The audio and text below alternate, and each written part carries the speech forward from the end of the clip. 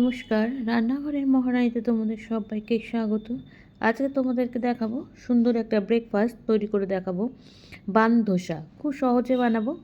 আর বান ধোসা করতে গেলে কিন্তু ধোসার মতন ওরকম না, পাতলা ব্যাটারের মতন তৈরি করব না, রুটির মতন করব বান ধোসা। আচ্ছা, বান ধোসা করার জন্য আমি কিন্তু এখানে একটা বাটি নিয়ে নিয়েছি। বাটির পরে তার মধ্যেই ব্যাটারটা তৈরি করব। এবার এখানে দেখো সুজি নিচ্ছি। প্রথমে নিয়ে নিচ্ছি সুজিটা কিন্তু এখানে আমি হাফ কাপ নেব। এখানে মেজারমেন্টটা কিন্তু খুব বড় ব্যাপার। মেজারমেন্টটা ঠিক করে নিলে কিন্তু জিনিসটা খুব সুন্দর তৈরি হবে। এখানে সুজিটা দেখো আমি একদম হাফ কাপ সুজি নিয়ে নিয়েছি। এবার এটাকে বাটিটার মধ্যে ঢেলে নেব। তারপরে কী দিচ্ছি সেগুলো তোমাদের সাথে শেয়ার করছি। হাফ কাপ সুজি নিয়েছি আর হাফ কাপ নেব হচ্ছে এখানে বেসনটাও দেখো একদম হাফ কাপ নিয়ে নিয়েছি। সবকটা কিন্তু সমান মাপে দেব। এখানে বেসন নিয়েছি আর বেসনটা নেওয়ার পরে এখানে কিন্তু আমি দিয়ে দেবো চালের গুঁড়ো। এখানে চালের গুঁড়োর বদলে কিন্তু আটাও ব্যবহার করা যেতে পারে। চালের গুঁড়ো এবার দিয়ে দিচ্ছি। চালের গুঁড়োটাও কিন্তু হাফ কাপ, হাফ কাপ হচ্ছে দিয়ে দিচ্ছি সুজি, হাফ কাপ বেসন আর হাফ কাপ চালের গুঁড়ো যদি না থাকে তাহলে কিন্তু আটাও দিতে পারো, আটা দিয়েও কিন্তু এটা করা যাবে। এবার চালের গুঁড়োটা দিয়ে দিয়েছি। দেওয়ার পরে এখানে দিয়ে দেবো নুন। এবার এটাকে কিন্তু তৈরি করব, ব্যাটারটা তৈরি করব। এবার এখানে দিয়ে দেবো স্বাদ মতো নুন। এবার দেখো এখানে তো দিয়ে দিয়েছি, দিয়ে এটাকে একটু ভালো করে মিশিয়ে নিয়েছি। নেওয়ার পরে এখানে দই দিচ্ছি। দইটা দিয়েছি কিন্তু 4/3 ভাগ, হাফ কাপের বেশি। 4 ভাগ যদি আমার 1 কাপ হয় তাহলে তার থেকে একটু কম দিয়ে দিয়েছি দই। আর দিয়ে দিচ্ছি সেই কাপেরই কিন্তু দইয়ের কাপেই দিয়ে দিচ্ছি 1 কাপ জল। এবার কিন্তু এটাকে খুব ভালো করে মিশিয়ে নেব। জলটা কিন্তু আর দেবো না, এই জলেই এইভাবেই কিন্তু এটাকে ব্যাটারটাকে খুব ভালো করে এবার আমি মিশিয়ে নেব।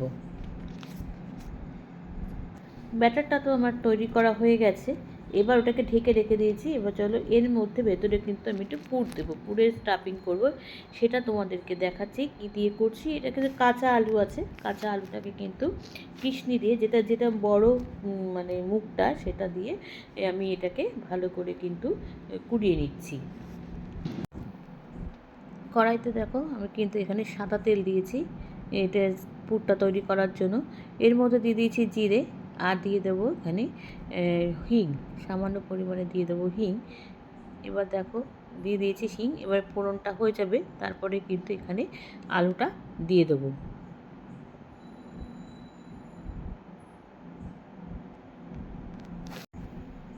ফোড়নটা কিন্তু আমার হয়ে গেছে এখানে।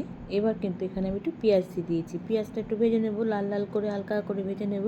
আচ্ছা, পেঁয়াজে যদি না খেতে চাও পেঁয়াজ কিন্তু অবশ্যই স্কিপ করে যেতে পারো, না দিলেও হবে, কোনো অসুবিধা নেই। তাহলে এখানে কিন্তু একটুখানি ফোড়নে শুকনো লঙ্কা দিলে হবে।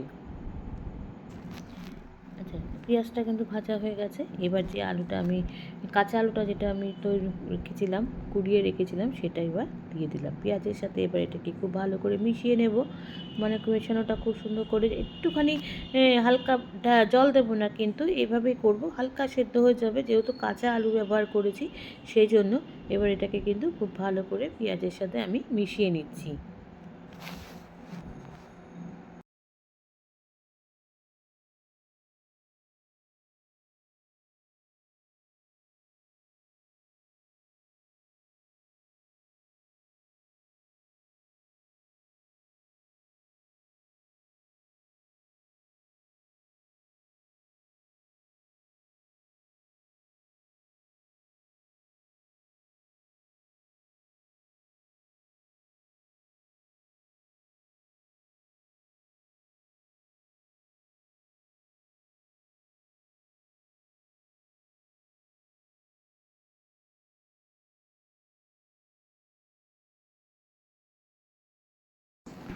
আচ্ছা, আলুর পুরটা কিন্তু আমি ঢেকে দিয়েছিলাম যেহেতু আলুটা কাঁচা আলু নিয়েছিলাম।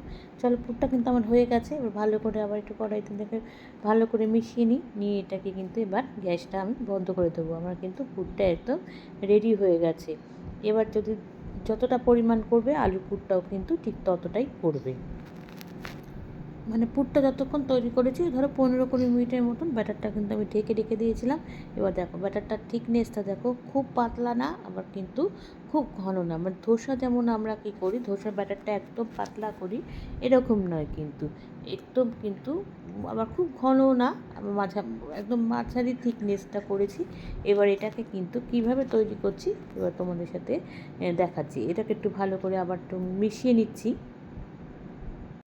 আচ্ছা, আমি এখানে দেখো একটা ছোটো কড়াই বসিয়েছি, যেহেতু বান ধোসা করবো, বান মানে রুটির মতন, সেজন্য কিন্তু এখানে কড়াইটাকে আমি ছোটো নিয়েছি।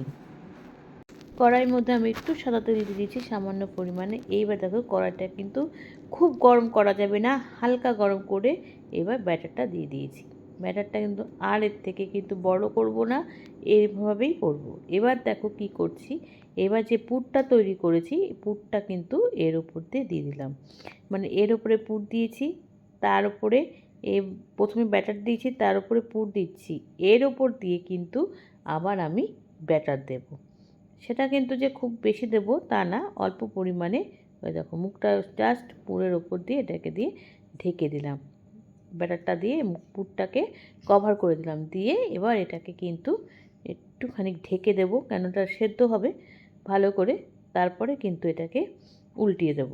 ওপর দিয়ে দেখো আমি একটু ধনেপাতা কুচি, এটা কিন্তু জাস্ট সাজানোর জন্য দিয়েছি, দিয়ে দিচ্ছি ধনেপাতা কুচি, একটু দিয়ে দিয়েছি চিলি ফ্লেক্স দিয়ে এবার এটাকে কিন্তু ওপর থেকে একটু ঢেকে দেব।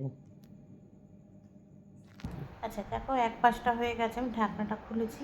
এবার এটাকে কিন্তু উল্টো পিঠ করে দিলাম, দিয়ে ওই পাশটা আবার একটু এরকম ভাজা করে নেব, লাল লাল হবে। তারপরে কিন্তু এটাকে আমি নামিয়ে নেব। চলো এবার ঢাকনাটা খুলে দিয়েছি, ঢুকে এবার চলো দেখিনি, আমার মনে হচ্ছে হয়ে গেছে।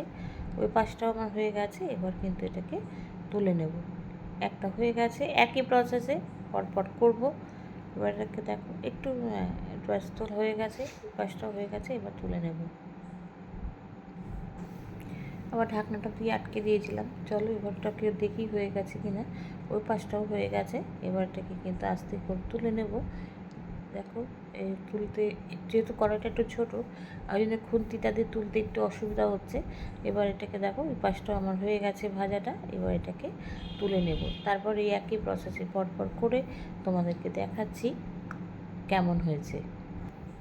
আচ্ছা একদম রেডি হয়ে গেছে বান ধোসা। আমি কিন্তু এখানে টমেটো সসের সাথে সার্ভ করেছি, তোমরা এখানে রায়তার সাথেও সার্ভ করতে পারো, দই দিয়ে রায়তা করে। আমাকে কিন্তু জানিও কেমন হয়েছে, বাড়িতে করে অবশ্যই খেয়ে কিন্তু জানাবে লাইক কমেন্টস আর শেয়ারের মাধ্যমে। তোমরা যারা আমার চ্যানেলটাকে সাবস্ক্রাইব করে আমার সঙ্গে রয়েছে তাদের জন্য রয়েছে অসংখ্য অসংখ্য ধন্যবাদ। আর যারা করোনি তারা প্লিজ চ্যানেলটাকে সাবস্ক্রাইব করে আমার সঙ্গে থেকো। তোমরা সবাই সুস্থ থেকো, সাবধানে থেকো, ভালো থেকো। চলি, টাটা।